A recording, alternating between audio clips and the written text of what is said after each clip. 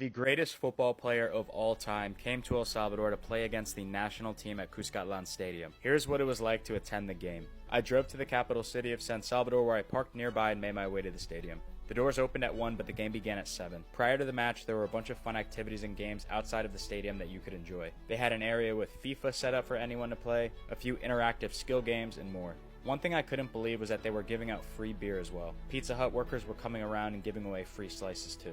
I hung outside for a couple of hours and then made my way into the stadium at 5 p.m., 2 hours before the match began. Since I was sitting in general admission, I wanted to arrive with enough time to find a decent seat, as it's first come, first serve. I made my way around and ended up with these seats. The energy inside the stadium was electric as the fans awaited the highly anticipated arrival of the greatest player to ever live. Messi came out for warm-ups and the crowd got their first glimpse. It was a wild scene. Inter Miami vs La Selecta was set to begin, but first the national anthem for El Salvador.